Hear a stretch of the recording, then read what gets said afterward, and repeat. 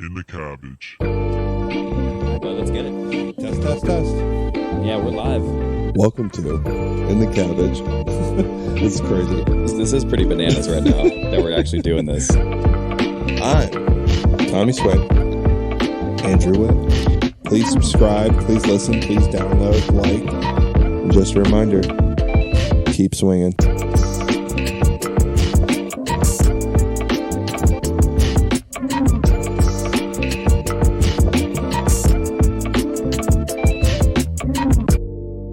Heyo, welcome back to In the Cabbage. I'm your boy, T Swizzle. To my right or your left, Andrew Witt. What up, fam? What up, buddy? We are back. I'm half a human still. Barely. I'm like half under, half above. Right. It's tough. You're just over drowning. Here. The bachelor party is what we were talking about. We just got back from Andrew's bachelor party in Phoenix. There was no shot we're gonna get back in the saddle into the C squared cozy corner on Monday night. Oh, Not no. a chance. Sorry about it. The episode's gonna be late. I couldn't even form sentences. Sorry, after not work. sorry. My brain was mush. I was deceased. We both were. It was rough. I'm still half a human, like we were just talking about. But so here we are on a Wednesday. But boy, does it feel nice? It feels nice being back from Phoenix. We played some unreal golf. We played 3 courses. We played Papago. We played Raven. And we played Verado. The victory course. Thank you, because I was going to say Quintero, and it's definitely not Quintero. No, we definitely heard Quintero is one of those top-rated courses, though. Too much money. It's a little bit, it's a little bit pricey. Oh, my God. You know, and I was actually shocked, and this is something that we can kind of go back on a little bit, but like the pricing out in AZ wasn't that cheap. It kind of shocked me for like desert golf. You know, right? You know what I'm saying? We caught it peak season. Of course. It was like 80 the whole time we were playing. I mean, it was fantastic. Early April could not be a better time. Flowers are blooming. Everything is green. Everything's not dead and dried out. It was all time for golf. It's exactly what you want. Yeah. I mean, we did plenty of things we'll be going into, but I want to just touch on, how great the golf was.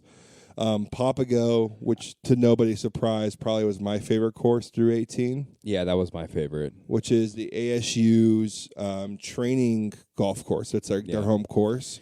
They ended up having an alumni weekend there the same way we were there. So the sick. Tournament headed out after us that we were one of the last tee times for. So the course was playing like super nice. I fucked up my 56 wedge. Scraped the hell out of it on the rock. Is that thing alive? You got to get a new one? No, we're still kicking on it, but it's bad. It's so you miss left or right, you're in the rocks. The bar was great if it wasn't slammed. Yeah. Probably one of the best bars I've seen. You know what is something that always, for me at least, I think gets overlooked, but does carry a ton of weight is actually like the bar and the clubhouse.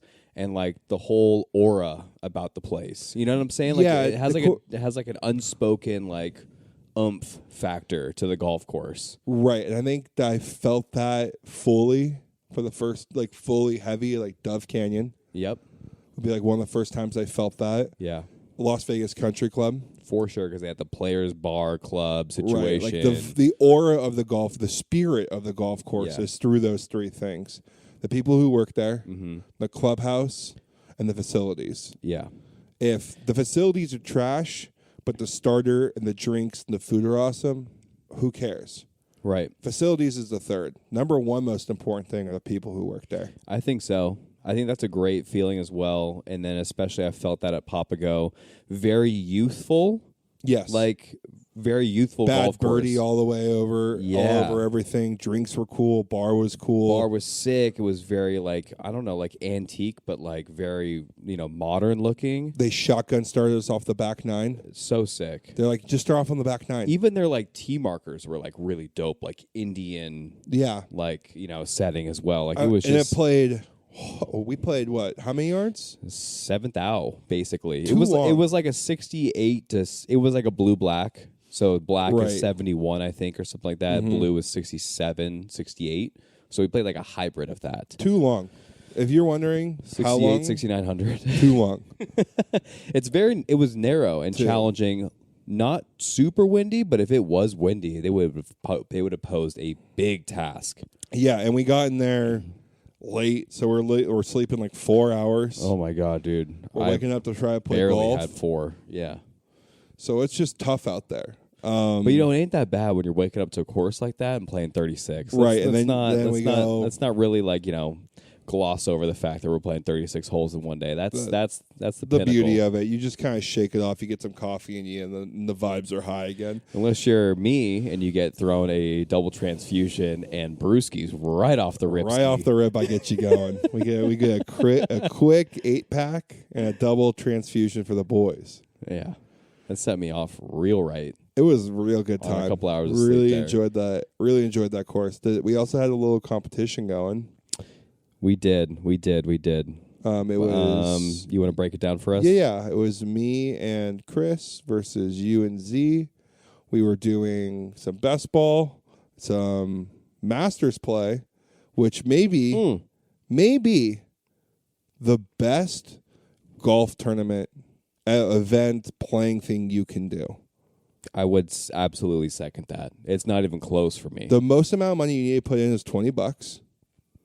Like $20 is such a good number for betting that you can play all day on that 20 with an optional 10 at the end. You're going to go ahead and break down how to play Masters real quick for us so I don't blow it. Yeah. So Masters, let's go with an easy number here, like 20, like you said. That's a very comparable number that everyone can throw out there. That's not going to break the bank, but it makes you feel like you're actually playing for a little bit of cash here. You got a foursome with you. Everyone throws in 20, $80 in the pot.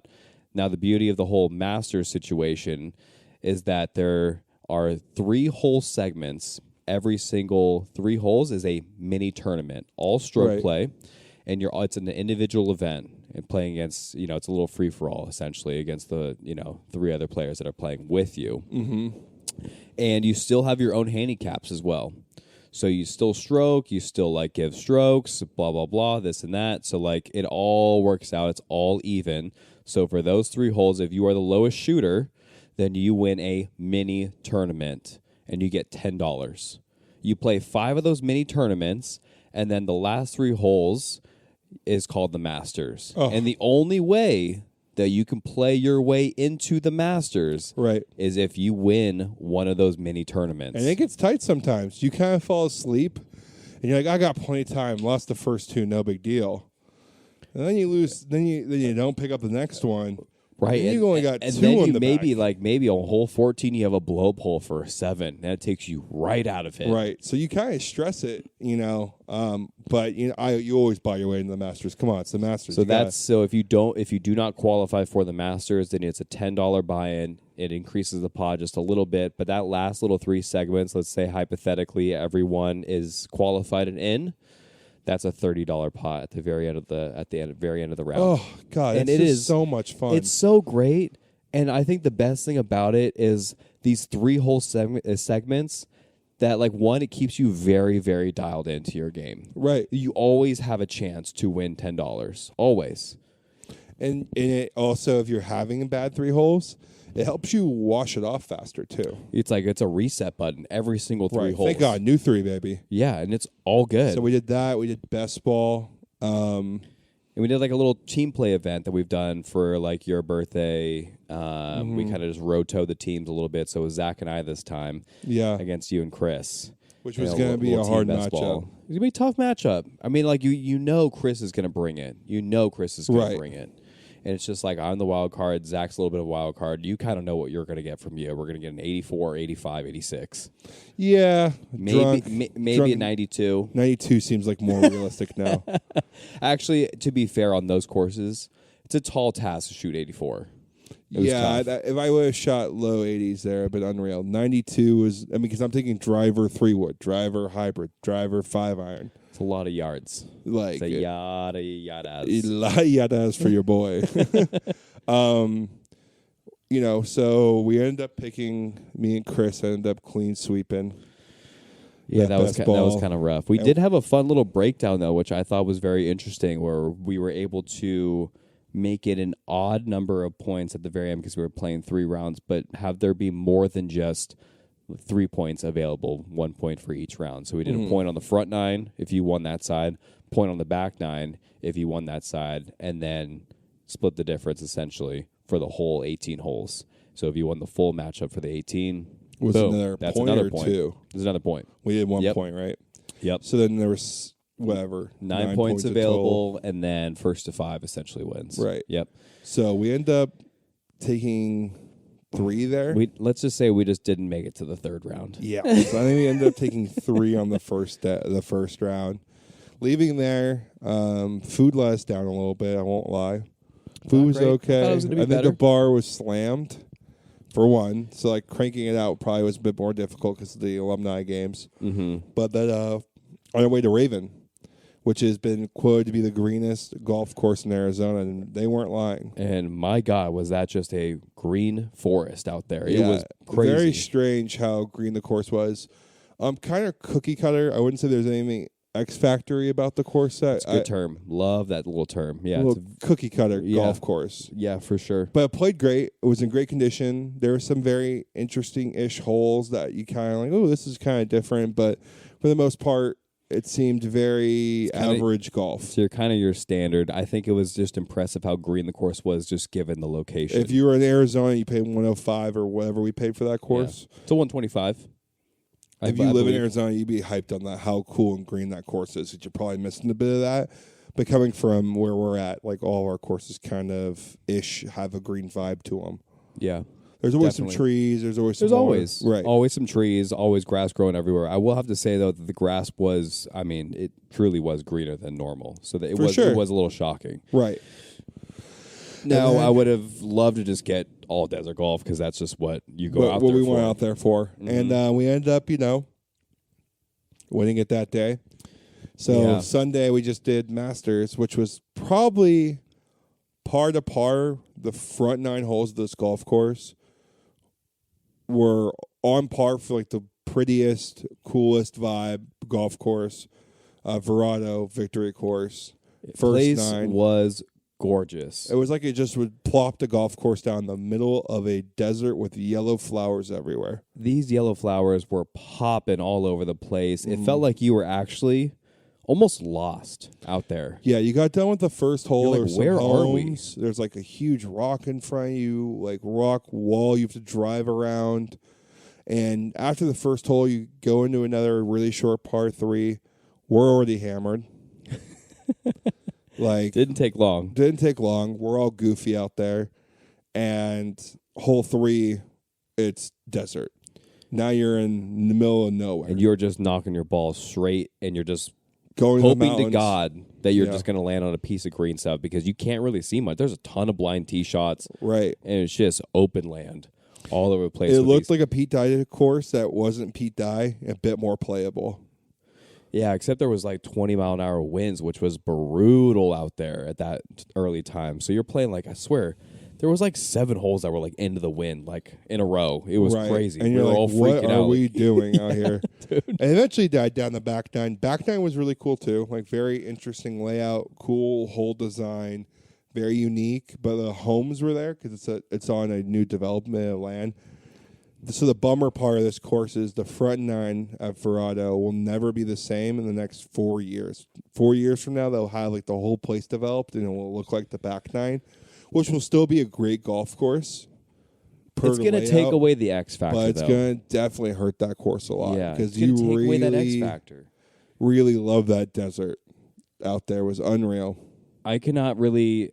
Yes, I'm still a little bit buzzing coming off of this trip and how cool the golf was.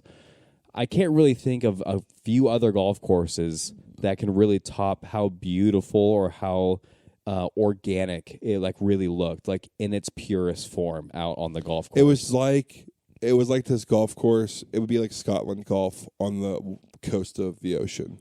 They just let the desert kind of do it one with the golf course, and they just slap some green and hope it stuck. Yeah. Was the vibe it got from me. Yeah, it's and it was gorgeous. And we did catch it at a perfect time with all the flowers were blooming. It was, and again, it was 77 degrees outside. We really couldn't have asked for an any better situation. It's we'll have to go see. We're playing some golf this upcoming weekend, and we're playing at Donald Trump's in Palos Verdes. Yeah, Trump National, which I hear has water almost on every hole. Yeah, I need to bring at least a dozen of golf balls. We're going to have to bring lots of golf balls, and that might be one of our new favorite courses. But going back to this is like we got there Tuesday night. Wednesday we played 2 rounds. Thursday we played 1 round. The boys are coming after this desert course. Yeah. Here come the cavalry, and we've already lived a full golf trip. You know what I mean? So we get there. Thank God everyone's kind of like cruising in, mellow, Right. chilling, hanging out, you know. But as soon as the drinks start flowing, boy, do they start flowing that night. It's always the classic first night. Always. There's never a boys' trip that you don't ever just get absolutely destroyed on the first night. I'm surprised they let me out. So the next morning, we were going sporting clay shooting, and I'm surprised they didn't smell the booze on me and turned me away. Right. So yeah, I totally agree with you, dude. Everyone's kind of just shacking up around like 4:00. I think we all go to bed. We gotta get up at 7 something. We gotta leave by 8:30 ish to get to our sport clay shooting at 9. Yeah. In the middle of a desert. It's about a 30-minute drive. Now, wow. Now saying that out loud, it just sounds ridiculous. Right. Crazy. Just thinking about how. So of course, I'm up first, dad of the group. Which you know what? Someone else take my role in the group. You're so good at it. You're the experienced role model in that way. My God, and someone else take this role from me. No. Because I could try. I'd be real shitty at it. So I kind of, everyone's sleeping. Right, so I kind of got to start. Yeah, but you know what, though? Maybe you feel guilty about doing it, but at the same time, like, everyone knows what needs to get done. Right. You're just the one vocalizing it. Right. And that's okay. Yeah, I feel like it gets on people's nerves sometimes, and I get that. But at the same time, when you're doing a bachelor party, and there's money on the line, and people expecting you to be somewhere. There's a reservation. We got to be at that reservation. Right. That's where my OCD kicks in. I start getting a little more drill sergeant-y. Yeah. Like, hey, you guys got to be up in like 10 minutes or I'm coming back in 5. Right. Like, I'm coming back in 5 minutes to remind you, and like I'm going to like come in here no matter what. And like a bucket of water is coming the next right. time. And so I get everyone up. We all get moving. Complaints across. People are falling asleep in the cars on the way there. You know what, though? There's nothing like rolling up to a sporting clay shooting event. Oh, my God. And this is your first time doing it as well. First time shooting a gun. Really buzzing. Holding a gun. I'm nervous walking into it because, to be truthful, we're in Arizona. The guy we were working with, firing lane. Something like that. Firing lane. We'll call him firing lane. We'll correct him if not. Was so chill about this whole process. It was like a text here or there. Right. Very mellow waiver. No waiver, really. I mean, there is a waiver. I signed it for the group, like right, and then a credit card payment that wasn't ran until after we were done. Mm-hmm. So he's also like, okay, we're getting there at 9. It's like, cool, I'll be here. Yeah, just cruise on over. Okay, and then we okay, it's gonna be more like 9:15, of course. Yeah, I'm still here. Still here. Don't worry, boys. We end up getting there. He's in the back. We text him. We think we text him. We actually don't because we're so drunk. Or probably hungover at this point. And we finally get a hold of him. And he is a mammoth of a man. The dude's hands alone. And were just colossal. Yeah, shook his hand. He crushed my baby little weak grip of a hand. That is my office fingers. And he couldn't have been cooler. I felt like when those certain experiences, like if the guy he could have most of those guys can be dicks, and you don't, and that kills the experience. You gotta find somebody who's likes what they do, because if they don't, it's gonna translate. He ended up getting there. He had 2 other guys helping us, which were all time. 2 shotguns, all the bullets, eye protection, ear protection, and scorecards in the bag ready to go. Yeah, and a full goodie bag. Yeah, full goodie bag with like the logo, and he gave you a hat. And you're like, dude, this is great. So, and the man's cracking jokes left and right. The man is in his element. He loves this. And they're all bummed out because like they're worried like, oh, California boys are coming. these California boys don't know what they're doing, yada, yada, yada. How many of y'all shot a gun? Like 3 hands go up. You're like, oh, boy. Yeah. You know, like we're going to see some whiffaroonies out here. And to give an example, I think Andrew told me before we went out there, if I hit 12 targets, you'd be impressed. If 12 out of 50. Yeah, so we were doing and let's back up a little bit here for the audience that does not know what sporting clay shooting is. It's shotgun shots, and you're shooting at, let's call it basically like a bowling lane. Okay, so you go in each of these like little bowling lanes. Let's call them 10 lanes, and you're taking 5 shots in each lane, just for like the ease of numbers right now. Mm-hmm. The way that certain like little areas can be set up and based off the target facility is that they'll have, you know, anywhere from one of these like little launchers that throws a clay disc out into the air, or it can have up to like probably 4, 5, or 6. I've only done 4. But I'm sure there are out there. It probably ranges. So there could be all of these discs that are flying all through the air, and they all have different trajectories. They're coming from different angles and at different speeds. And so basically, you know, we're out of the 50 shots that we are taking, I would say if we're going for very like easy to moderate shooting and you're a first-time shooter, it's like I think the average is what the dude says is 10, right? Which is 20%. And I said, if we do well, I think that number was like going to be 15 to 20. Right. Like You'd really be like, well, I'd be really, really impressed if we, did 15 or 20. Yeah. And, we all stepped in. We separated our groups. Me, you, Chris, and Z. We kept the golf group together. Yep. And then Matt, Drew, and Colin went into the other group. Which is such a vibey group over there. I was having fun listening to them over there. Matt cussing up a storm because he's not hitting targets. Dude could hit water if he fell out of the boat. And then yeah. and then we sorry, Matt. And then we got our shotgun instruction, which was here's your shotgun. Dude. It's 2 shots. This is the safety. Undo the safety once you lock the shotgun in place. It's like a barrel. You gotta break the barrel, put 2 shotgun things in there, snap the thing up, undo the safety, and he's like, just point and click. That was the full instructions. I mean, that's not streamlining it one bit. No. And then he basically said, make sure that you don't touch the barrel because it gets hot. Right. Make sure the barrel is always pointed upwards towards the sky. That's it. And then keep your finger off the trigger unless you're shooting. Kinda. Here's how to like put your head like on the thing. Right. On the butt of the gun. And it was all time. You step up first. You show us all how it's done. 6 for 8. Yeah. Yeah, but then Daddy kind of come in Chris here. comes in. Yeah. Goes 8 for 8. Boom. That's just like dropping Which it. Chris was has shot before. Chris, we knew would probably be pretty good. And I come in, I go 8 for 8, which I was never picked up a gun, never shot a gun before. And afterwards, he's like, okay, cool, like 8 for 8. I thought beginner's luck. They're also sending 1 targets off at a time. They're the same one. And he's saying, you aim it, I'll tell you when to shoot. Fire, bang. It's hard, but like he made it easy. It's a lot of just like, okay, like very point aim shoot at this one location. It's going to be there. The clays aren't that hard to break either. They're pretty shattery. Like one little pellet will shatter it basically. Yeah. So it's not like you need to hit dead on every time. It simulates probably like a bird. Right. And we ended up doing a little competition, and I shot 42 clays out of 50. Yeah, I mean, you really came in there. And now, once you go from bowling alley or a little section or stall to another, they will change locations. And so that first stall, super easy. And then we eventually started working up to, you shoot one, and then you wait, and then you say, I'm ready, and then he pulls and like shoots the other one, and then you like so we're lock progressing into it. Forward, harder and harder. That is the easiest way to do it.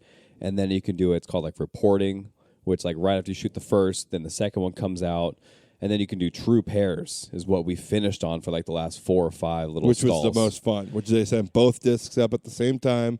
He tells you which one to aim at first. You got to shoot that one, then trace to the second one. Mm-hmm. And that's a lot of fun. Because then they're both flying at the same time. Right. You got to be on them and quick. So my point is that if you go out there and shoot 42 while you're just shooting the same target every single time, Okay, yeah. I mean, we're yawning at that point. That Right. ain't impressive. But we're going true pairs for the last 4 stalls, and you're banging out 6 for 6. Yeah. Damn, you might be just breaking that shotgun over your leg, dog. I was in celebration I was form. John Wick out there at one point. You could have been shooting from the hip. It did not matter. I was jerking off to my own video the whole weekend, dude. We took video, and every time I felt sad about myself, I would just watch this video and like, wow, I'm really him on this. But like, what? My whole life, Andrew, I've always wanted to pick something up and be like the next big thing in this, and someone grabs you and they're like, hey, this is your thing. Hey, you've got it. You got it, right? I always wanted to feel that type of buzz before. And you got it with and that. I found it in the dumbest thing possible, sport clay shooting. But you know what, though? You found it. And here's what the dude said. Right. And this is it. And this is after Tommy, let's call it the last 4 stalls. Excuse me, last 4 stalls, and we're going true pairs. So that means the last 16 clays or something like that. Wait, we're shooting 6? Yeah. 24 clays are all true pairs. I think you clean up like 22 of those clays. I got 22 of them. And the last stall, you go 6 for 6, and you hand the shotgun back to the instructor. And he asks. He tells me to take my earplugs out. Right. And then let me be the instructor. Yeah, here. he takes his earplugs out. Right. And I hand the shotgun back to him. Hey, have you shot a shotgun before? You sure? Or shot a gun before? You've never shot a gun before. No, never shot. I've never picked up a gun before. Okay, so here's what you're going to do. You're going to do 2 things for me. One is actually like you're going to go do it. You're going to go buy a shotgun. Right. And the second thing, you're not going to get lessons because you're good. Yeah. He's like, and like, just don't mess with it. Buy a shotgun. Don't take lessons. You're good. Yeah. You're like, whoa, baby. I was living on, and it wasn't like you sucked or Chris sucked. You guys both shot. I shot 38. Yeah, balling. I felt like I was on fire out there. You were cooking, and so was Chris. Yeah. You know, a big shout out to Z. He was shooting right-handed, realized he's left-handed shooting because of his eye dominance, and started to shoot clays. He's like, after the first 8 shots in that first stall, he's like, nah, I ain't righty. Pulls up to the next stall, left, and shoots lefty and cleans way house. better, Cleans and house. just goes lefty the rest of the time. Yeah, it was a blast. It was such an experience. I have a huge issue now because everywhere I want to go sport clay shooting. I think Con got a cool 40 probably as well. Yeah, Con balled out.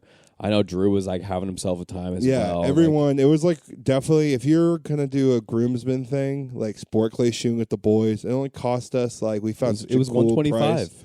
$125, and that comes with the shotguns, the instructors, all the clays, all the shells, the goodie bags, the instructions, all the safety stuff. Boom. And then he gave you a hat, and then the winner of the how many clays you shot got a hat as well.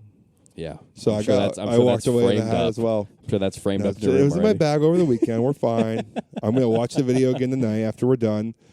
Sent it to my whole family, and they're like, wow, you found it. I'm like, I know, which is the dumbest thing to find on. Madison was like, we got home, and she was like, I was showing her the video. She already seen them.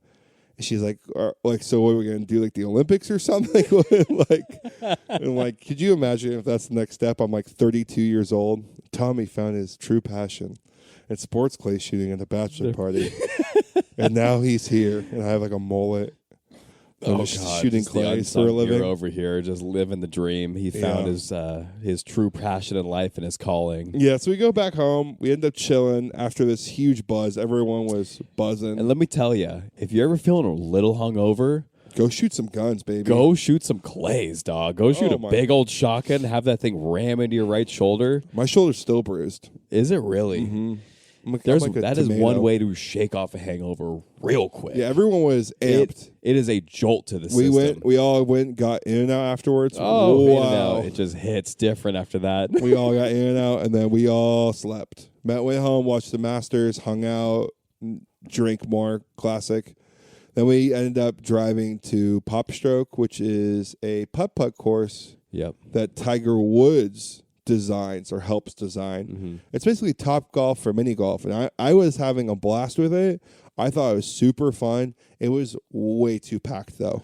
Yeah, it was really packed. The only thing, because there's a lot of positives in this. Right. A lot of positives. Just like any Top Golf, I'm sure there's a buzz. I'm sure it's like really hyped up. You know, Tiger Woods is like helping it. And it's their only location at AZ, and I was looking at some of their other locations, and all of them are in Florida. So it's like making its way over to the West Coast, I'm assuming. A lot of upside, like food, the bar, the vibes. Very Top Golfy. It just was way too slammed. Music was popping. Yeah, it was just so slammed. And there's no like, there needs to be some sort of like, I know this is now like getting into a little bit of like a sticky situation, but like you gotta have someone like monitoring it a little bit. And I feel like you have to have like a relative like tee time. You know, like, hey, you can tee it up between, you know, if we're going at 9 on Friday, you can tee it up between 7 and 7:10. That's like your group. And they only allot 30 people to go into that 10-minute time slot or something like that. Or something like that. They need to have some sort of... They can't do, obviously, like a tee time like you would at a golf course because, like, the holes take 2 minutes. But if you want a bigger party of, like, 20 people, then you can book up, like, a 20-minute time slot and have all those 20 people, like, roll on through or something like that. Or some ticketing system where you buy a certain time slot and they only allow 200 tickets sold. Because it's really cool because I love the concept.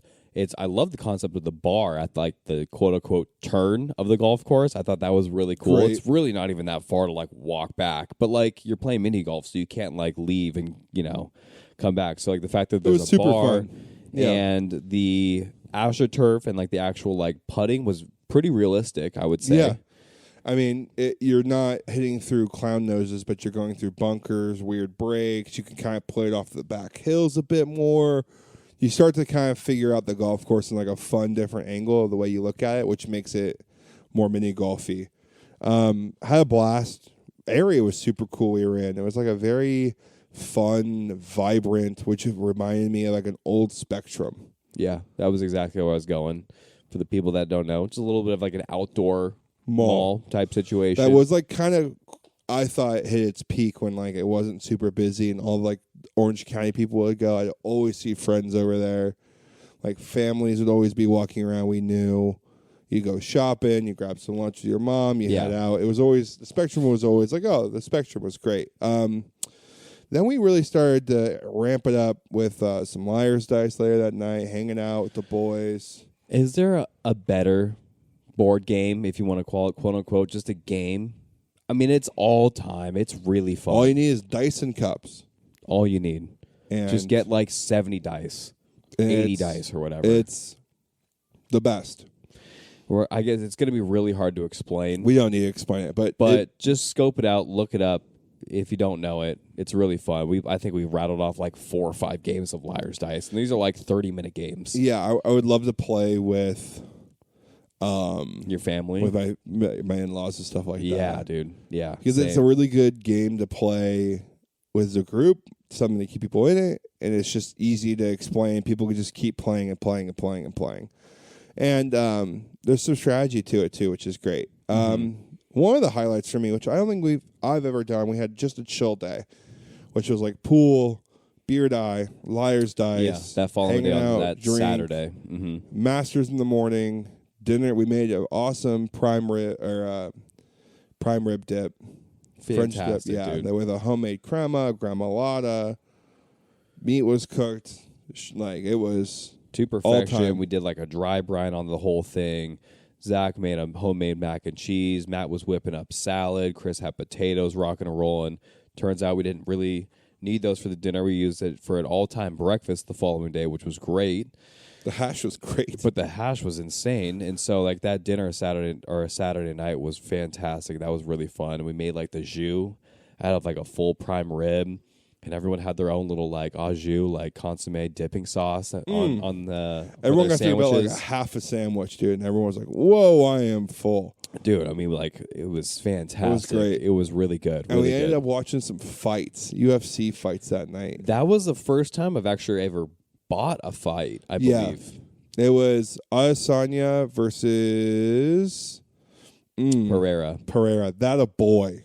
I'm Really proud of put you. me on the hot seat I'm right really there. proud of you right there. Pereira out left field, my man. We end up, and we're going to break down the Masters, don't you worry. Of course, the Masters are sprinkled in. We'll talk about that individually after this. But we end up watching the fight, and my God, that fight, Pereira versus, Adesanya. I think it was the hype. I think it was like that was the first time. I've always this is a sport that I don't watch ever, At all. Ever really. I know nothing about it. Thank God that we had at least one or two guys that knew a lick. But my brother actually knows a decent amount. Connor really knew, which was insane to know. Yeah. I had no idea Connor was and I'm into like, it. thank God, like we have someone over here like giving us the cliff notes instead of us like doing a deep dive on like the web. Like I don't want to look any of this stuff up. Like, right. Give me some of the juice and let's get right back into it here and throw some money on this thing because I'm invested now. We all went betting on it, which was great. I think everyone rode with Adesanya. Yeah. Because the whole thing was that Pereira beat him twice in kickboxing. What's a kickboxing? No, I thought it was twice and then once in UFC. Maybe. Because then he took the belt away from him. Right. I know for sure once in UFC. I thought once in kickboxing. Oh, he went 0-3. Okay. Wow. Pretty sure. Okay. Twice in kickboxing. Then he moved over to UFC. Dominated UFC. Adesanya did. Pereira came over from kickboxing. And then Pereira came straight for Adesanya. Right. Took that belt away from him. Immediately. And so this is the fight to get the belt back. Knocked Adesanya out cold. Adesanya needed it.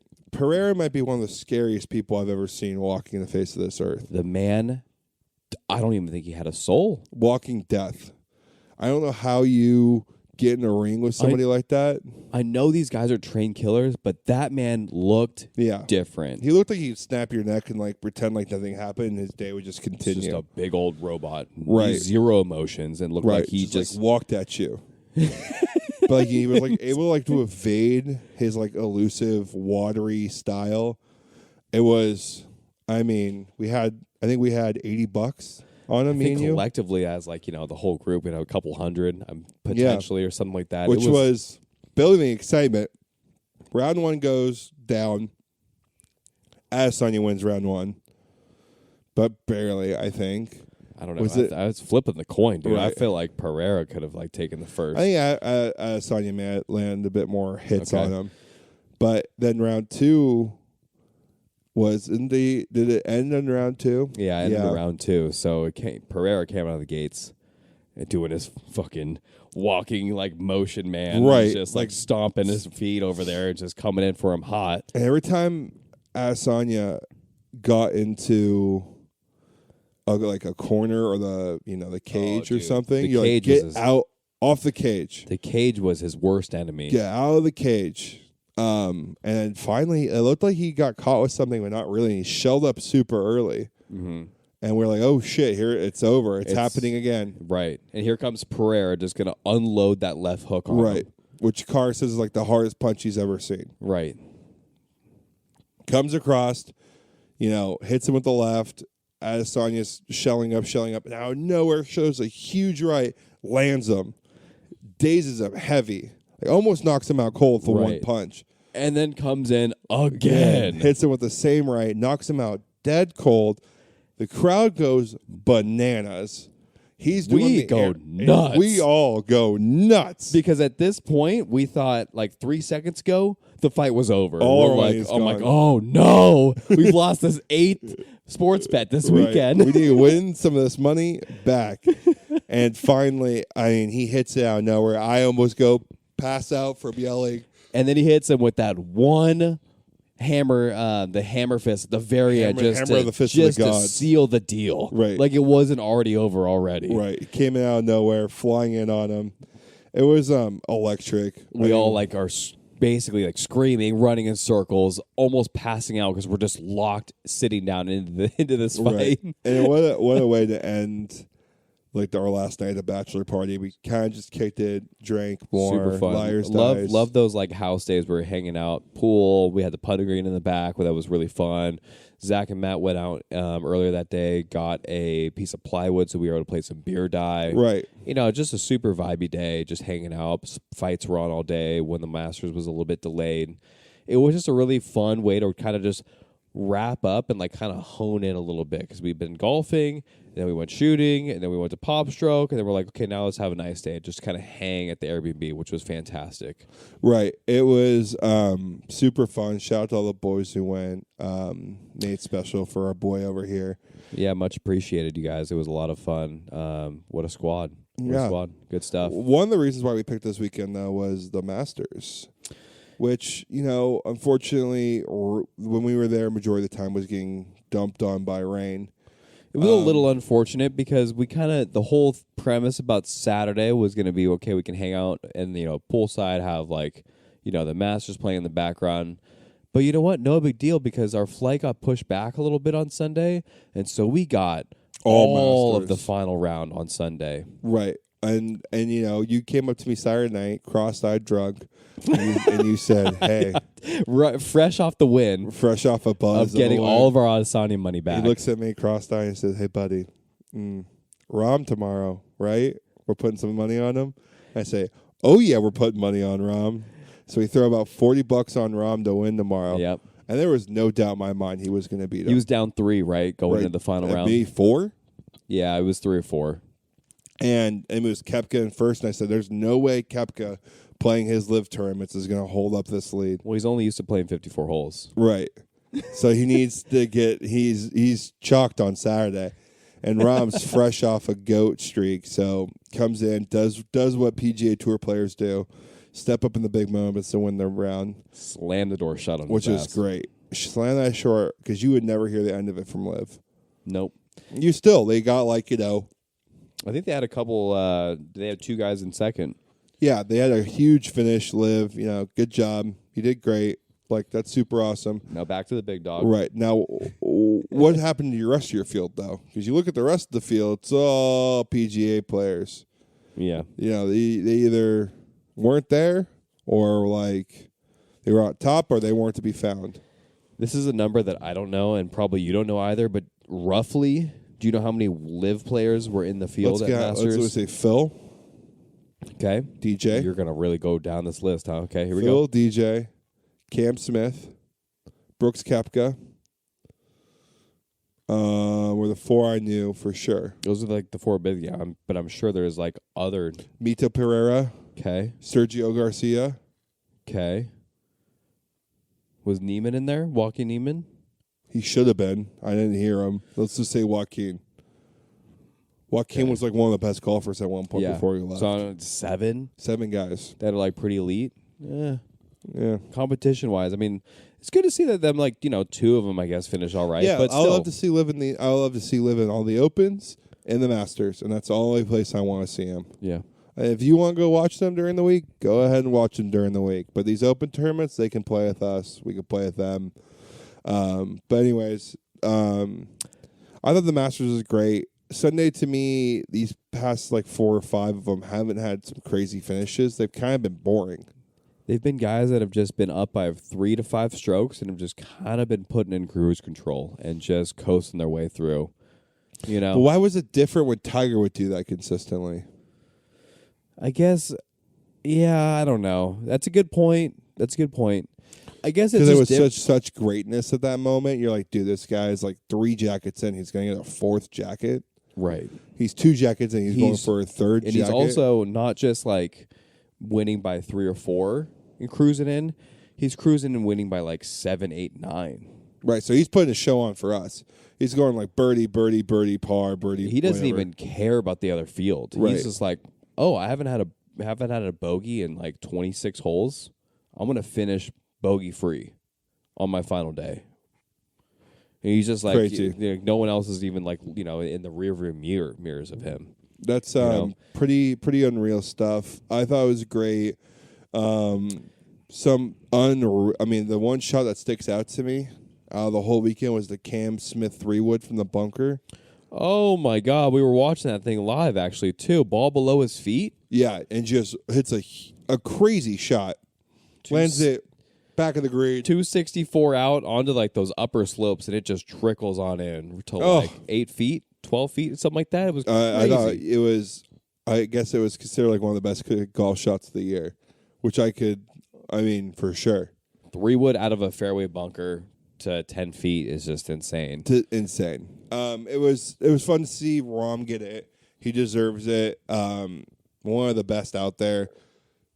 When the dude is on, he's going to be really tough to beat. But I do like seeing a little bit of drama to like go back and touch on your point. Yeah. Because I think that there should have been more drama actually at this Masters. Given, yes, the LIV, yes, the PGA, but there was rain. I do want to point that out. Usually Augusta, it is like glass, like we were talking about. It is really lightning fast out there. And because of all the rainfall that they had and all of like the storms, the fairways were like relatively like smooth and like not rolling out a ton. So your ball was always like, if you hit the fairway, you were staying in the fairway. You weren't really like getting into the deep stuff. Mm-hmm. And the course wasn't playing exceptionally long because the fairways were like that perfect, like happy medium. And the greens were really receptive. Yeah, they were working really well for them. You think it'd be better scoring conditions. Right. And they were like, no, they were good scoring conditions. I just think that there should have been more people pressing onwards towards Rom. I thought there should have been more people at that 12 under number. Yeah, I thought so too. I mean, Phil came up there, played a hell of a round. Yeah. You know. And then after Brooks fell off, there's just no catching Rom. But yeah, man, I thought it was a blast, you know. Talking about the Masters and stuff, like one of the biggest and coolest things there is the meal. I was wondering, what would your Masters meal be? So it's like what, entree? Yeah, you can get like an appetizer. Mm-hmm. You go entree, and then you can do. Sometimes you do like 2 entrees, as I've seen guys in the past, and it's pretty funny. Like looking back on some of these, like Masters dinners. Like Zach was actually pointing out that when Tiger won in '97, his Masters meal in '98 was cheeseburgers and French fries and milkshakes, which I thought was hilarious. You gotta do it. You're a young man. Yeah, I mean you're playing right into the, you're playing right into your own cards there. Right. So you go ahead. Do you know what you would do? Yeah. I mean it's really, really tough here for me, but I would love to do a Japanese style like meal. I think that would be really, really cool. And the one that really like cements that for me was like when Hideki Matsuyama won, and seeing his meal was different. I mean, I could just do like a carbon copy of it, but what would be the fun in that? I would love to do like a sashimi, like a tunas and salmon, like carpaccios. Would love to do some sort of like soy and miso like sauce, some like yuzu sauce with all of this. Yeah. And then you can do like a chicken like yakitori and do like Japanese style like fried chicken as like an appetizer. And then I would love to do like a kimchi's and pickled cucumbers and like that kind of stuff as like your like assorted like salads, like essentially with the fried chicken. I feel like that's like a classic combo of like, super salty, savory, fatty with like very spicy, vinegary, like quick bites, and something very like refreshing, just like a cucumber side dish and stuff like that would be unreal for like appetizers. Rolling right into the entree, I would love there to be like some sort of like fish, and whether that be like whole grilled would be like really, really cool. And then like the other ways you can do like a turf, and that would be like, like the Japanese Wagyu, like steaks. And this is another thing that's interesting too. I don't know where the budget comes from, because this like menu that I'm thinking of, am I competent? Yeah, who knows? Like, I don't know. I'm sure the Masters helps you. And then I guess for dessert, I would love some sort of like mochi, like ice cream and stuff like that. There you go. That sounds fire. to round it out. So That what would can you run me down yours? I'm sure you got something brewing up there. I mean, I like the miso with yours and the app. It sounds great. The mochi for dessert would throw me off as a young man. Mochi ice cream? I like mochi ice cream. I thought you'd go crazy over that. I used to. I think I've gotten over the mochi ice cream. So I'm gonna go appetizer.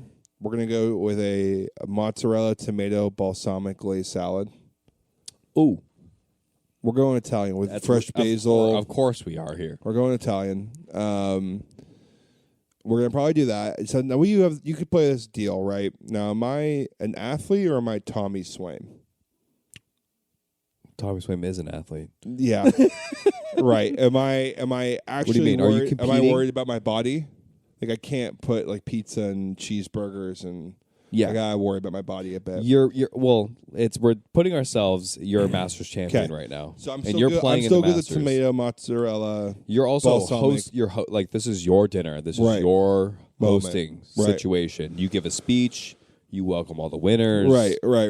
So I would definitely do that salad because I feel like that's still a great opening meal for somebody like that. If they don't want to do tomatoes because they're not seasoned or something, maybe like a fresh antipasta salad with like salami, a homemade vinaigrette, all that stuff. Leading right into dinner, we're gonna do a pesto shrimp bucatini.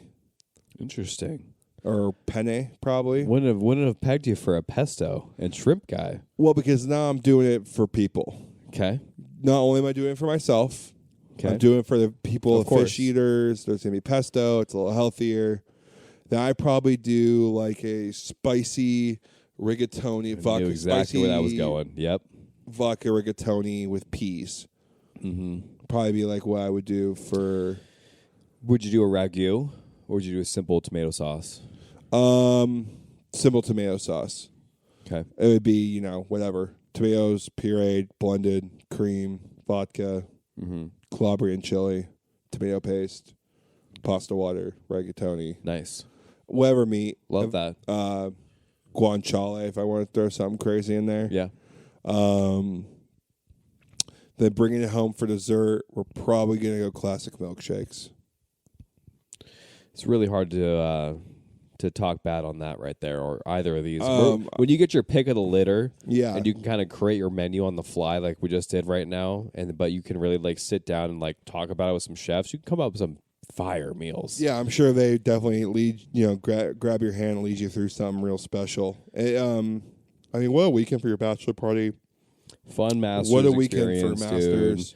Dude. We can recap this real quick because you had a hell of a pickings this past week for the Masters, yes, dude. I mean, you cleaned up. Yeah. I mean, we had Freddie Couples make the cut, which bumped all of your guys up a full position for picking that senior that was making the cut. And then, boy, you just rattled off 3 bangers where you picked Rom. Picked Rom to win, so he was a net 0. Then I picked Matt Fitzpatrick. Came out. He was like T10 or something like that. Did well. And Gary Woodland, top 20, I think. Yeah, something like that. So you averaged like 6. Right. Oh, it was a 10 and a 6 finish. Yeah, it was crazy, dude. Right. I came out, balled out. You had a good week. Not a bad week at all by any stretch of the imagination. Not a bad week. I think I averaged like 24th or something like that. You know, boys had the finger in the pulse for the Masters there. We sure did. So Tom, you took the cake on that one and cleaned up. So we are going to take a little bit of a sneak peek on into the RBC Heritage Tournament that's coming up this weekend here. Which may be a little bit of a surprise of a tournament. I think maybe this might be the most slept on golf tournament of the year. I think so too, because when we were like looking up, like doing some research on like the purse prize and like designated event, it's a designated event, and like I'm like, what weird timing to do it right after the Masters, because the Masters gets so much hype that like everyone like comes down from the Masters, right? You know, like wifey's like, you're gonna watch golf again. Yeah, I mean, like, I'm gonna watch golf. I'm gonna watch golf again for sure. Like, yeah, no problem. But I feel like there's people sleep on it though, because there is so much hype with the Masters, and the whole week is like leading up to Masters. You're like, they're covering like interviews, and like they never do that for any other tournament. And then, like, it just kind of it gets a little bit exhausted at that point, and then you get the RBC Heritage that gets slept on. But it's a bigger purse than the Masters, actually. It's a bigger purse. Field's great. You get a plaid jacket just like a green jacket in the Masters. Beautiful course, Pete dye design, so you know what you're getting out of it. Long, tough, and difficult. Located out in beautiful South Carolina. The course is immaculate. Yeah, on Hilton Head, which is like a huge vacation spot. So catch me watching some golf this weekend. Like you said, buddy, go ahead and lead us back away. Where am I currently sitting at? Yeah, you made a good little jump here, dude. You're sitting at 40th, like in overall picks, and I'm now at 34th. Nice. Which is again exactly where we thought we were going to be in a tight race here, going about halfway into the season. So, buddy, why don't you just rattle off yours here because you had the first picks. Yep. And a reminder for the first pick here, it's 1 through 10. And then it's 11 through 25, and then 26. I think 26 with the rest of the field. I think I botched that. I don't know. That's fine. 1 through 15, that's what it is. 1 through 15, 16 through 40, 41st the rest of the field. There it is. There he is. You thought I would have had it by now, right? That's okay. You're half a brain still, just like me. So my first pick was a man who is sneakily becoming my favorite golfer. And he's easily top 3 for me right now. You've been talking about him for a while. I'm finally paying attention, and it's my man Cam Young. The dude's different, man. Yeah. It's fun to watch him play. The driver had speed. It's like a Bryson DeChambeau, but he actually can play golf. It doesn't look like he's trying to like murder the golf ball in any weird way. It's just a very sound swing, and it just doesn't look like it's going to falter at all. And the dude can roll it. He just needs to get a little bit, he just needs to tighten up a couple of the screws. Yeah. He is elite. I love him. I think he's going to do great. I think he'll be able to bomb it past all Pete Dye's bullshit and just try to avoid the water and roll it well. I think he's got a chance. It's a good pick, buddy. I got someone who's been super hot, maybe a little bummed he got left out of the Masters, but always ready to roll is Ricky Fowler right now, playing super hot. The man's on a heater. He got a week off of golf where some of these guys had to go play. This is probably one of the biggest tournaments he's going to play in all year. This is his Masters, so he's coming out balling. For sure. Another man who works with one of our favorite YouTubers, Mark Crossfield, is Ryan Fox, the Englishman with glasses. Got a lot of coverage in the Masters tournament. I liked what I was seeing from him. He was playing well. So hopefully he can come back and throw something together. So that's my top 3 here. Love those picks, dude. A little fun fact about not Brian. It's Ryan Fox. Ryan Fox. Father was a professional rugby player. So when you watch him swing the club, dude looks like a strong fellow that can move it. Right. He's built like a the glasses need to go. Glasses need to go. Yeah. But anyways, let me hear your top 3 here, buddy. Swing. Let me rattle on down here.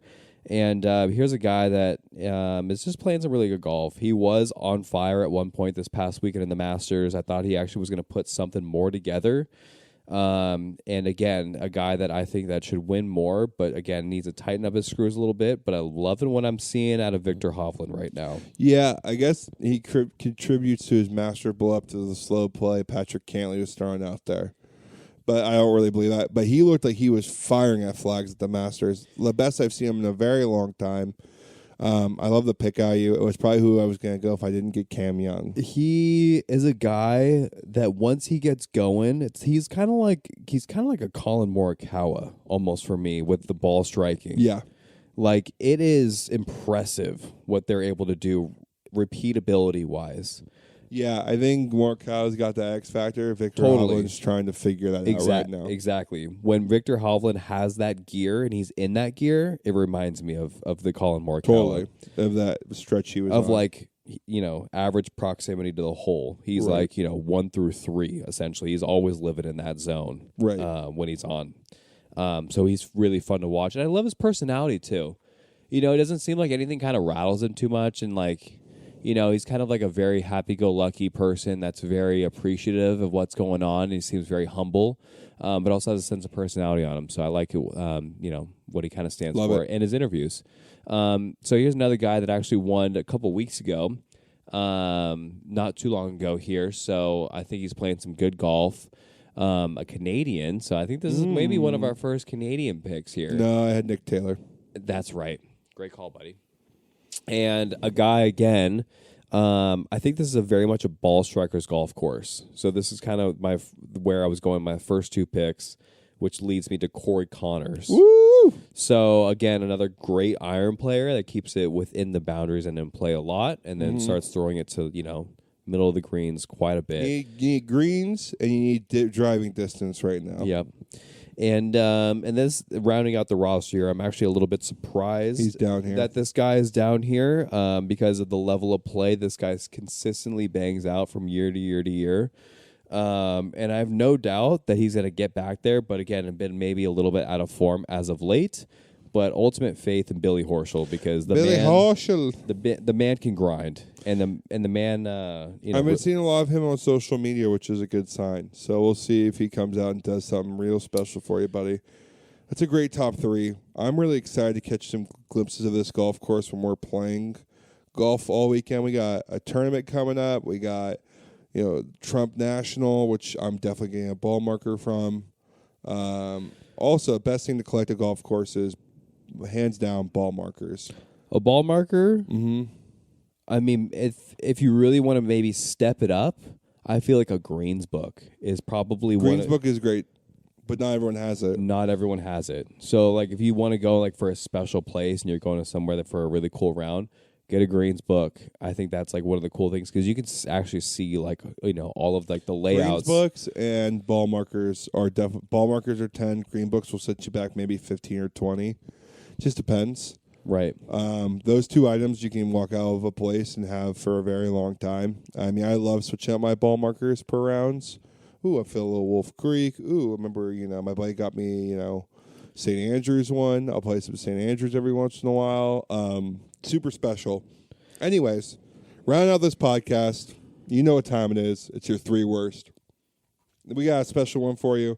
We're going 3 worst backyard barbecue items. 3 worst backyard barbecue items. We have a little bit of like a stipulation here because we're almost trying to like build or let's not say negate our like ideal meal here. Right. And so we have to pick one entree. Right. Like kind of like your main course, and then you can do whatever you want with that. Totally. I let off the picking of the players, Andrew. List it off. Why don't you go ahead, buddy, and lead us off on your 3 worst. Again, I will say my comments for the end. Will you? Yes. I will. Okay, I'm going to hold on to that statement. You should. Go ahead and feel free to like garbage list. Feel free to just throw out as much shade as you want. I will. Once this is done, I'll let you get through it. Okay, this is a spot that I don't like starting at because this number 3 spot is my entree, and there's a lot of good entrees for barbecue, and this is something that's always there, and it's a staple, so it hurts me to put it in here. Mm-hmm. It really does. Mm-hmm. But I have to go with the hamburger. Is my number 3. You're looking at me. Don't look at me like that. The hamburger is number 3. I feel like there's so many more like good. Is that including cheeseburgers? Yeah, it just like cheese doesn't really do it for me. I mean, it's fine. Okay, this man's lost. Hot dogs, brats. You can do ribs over hamburger. Yeah. Hot dog over hamburger, dude. How often you're like, wow. That's a banging hamburger. A lot more than a banging hot dog. Oh, what are you doing with hot dogs then? You throw them on a grill and they char, and then you eat them. And they're fantastic. Yeah, but not as good as the hamburger. Anyways, hamburger. I wouldn't interrupt you. No, and no, it's fine. We need a little banter here. Mm-hmm. I'm heated, dude. You say you're right back. Mm-hmm. You know what's terrible about the hamburger? If I want a good hamburger, I want a smash burger. That's the problem. Yeah, backyard burger slap. You haven't had a good one in a while. But it can't be the good meat. It has to be shitty meat. No, that's my problem with it, though. If I'm going to have shitty meat, I want shitty pork meat in a hot dog or a brat situation. I can make a hell of a burger for you. Please do. Yeah. Open invitation then, bud. I got you. Just don't make it at your next backyard burger. I won't. Just at least have hot dogs. Yeah, I'll have hot dogs for you to eat, you savage. Okay, let's move it on up here. Number 2 for me, you're going to have major beef with this one too. Mm-hmm. But this is something I never go to. This is something I'm always avoiding. And it's a lot like your quote unquote like sandwich 3 worse here. And this is something I'm never really going to. It's the mac salad for me. Okay, I can see that. And I don't really get it. It doesn't really have a lot of texture to it. Mm-hmm. And the texture that it does have, it's very like mushy, creamy, and then like the crunch is like coming from like celery. And like I'm not huge on like a raw celery like application purpose, especially when it's just with noodles and mayo. Yeah, you even had Mama V's pasta salad before.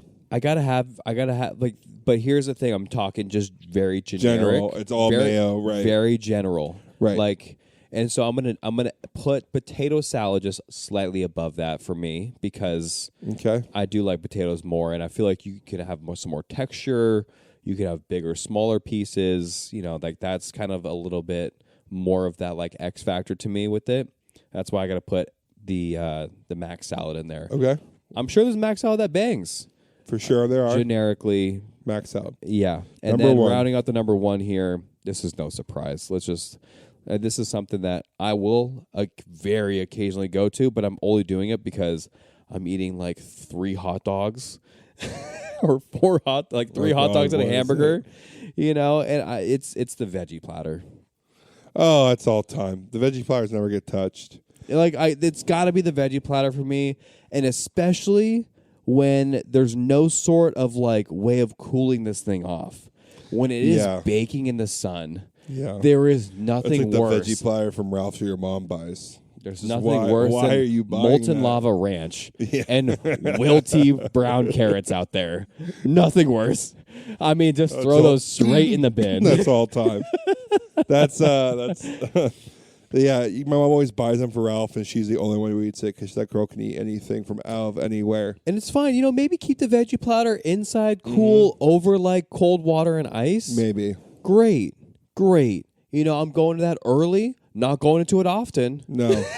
Maybe, you know? Maybe so that's number 1. And so if I'm talking just straight taste profile and, you know, enjoyment, the veggie platter is there for 1. It's got its place. It's just not in a top tier slot. Right. That's a great 3. The burger was an awful play, but the rest of it was okay. I'm gonna go here. I'll take it. You know, put a hit on my 3 slot. I'm okay with that. Yeah, I'm gonna round this off with an honorable mention. I think people aren't gonna really enjoy, but I don't think a lot of people do them right. Is the brat? You gotta do a brat right. Gotta do a brat right. Okay. A lot of the brats people have or bring, the buns don't fit the brats. The brats aren't very good. They don't cook them very well. You gotta char that thing. You gotta either boil it in beer, then hit char it on the grill, or you gotta start the brat low and slow, and then kick the heat up to char it. It can't be like somewhat cooked. Like you gotta char that thing. You also gotta, like, people forget, you gotta like poke the holes. Like you have to, or else those bitches are exploding everywhere. Right. So there's a lot of room for error for rookies, and that's why I cooked some brats last night for dinner. Actually, I bet you it was fire. Yeah, they hit. I love brats. I just don't think in a backyard barbecue sometimes. Honorable mention. Slot. Honorable mention. Okay. Number 3, something I won't touch in a sandwich, let alone an item sitting on a table, is egg salad. Yeah. Not gonna How touch many it. barbecues are you going to with egg salad? I've been to enough to know there's egg salad there. There's enough. That's strike number 1 for the backyard barbecues. If you're doing egg salad back there, it's rough. Wait. Wait, I got questions here. Are the egg salads, is it just a bowl of mayo and eggs? People do egg salad to do pasta salad. That's like what egg salad is. It's like mayo, onion, I have a hard celery. time. Okay. But there's no carb in it, though. Right. It's just like egg salad, like a little one. Oof. You know, people suddenly you strip the bread away from the egg salad sandwich and you just give me egg salad? Yeah. I'm having I'm having problems in my. I mean, I've seen it. It's not common. It's definitely there though. Number 2 is an item that everyone either loves or hates. They put it on everything. I personally don't touch it ever at a barbecue. It's pickles. Interesting. I never touch. Interesting. People will eat pickles. People put pickles on their relish, on their hot dogs, on their burger. They put pickles on everything, and pickles aren't my favorite. Yeah, I think pickles do have their place, but not when you're grilling something, right? Yeah, is that but what you're people getting put at? on burgers. A grilled burger. You Right. don't want. I love pickles. Mhm. You love pickles at In-N-Out. Mhm. Those are smash burgers though at In-N-Out. Right. I Like- mean, I like- wouldn't love pickles in it now, I would say either. I'm not a pickle fan. Ooh, I love pickles though in a burger. It has to be homemade pickles, and they gotta be right. Okay. So pickles, it would be. Interesting. I know people eat pickles out of the jars. They're out. They're everywhere. They're putting them on everything. I'm out Okay. on the pickle. Okay.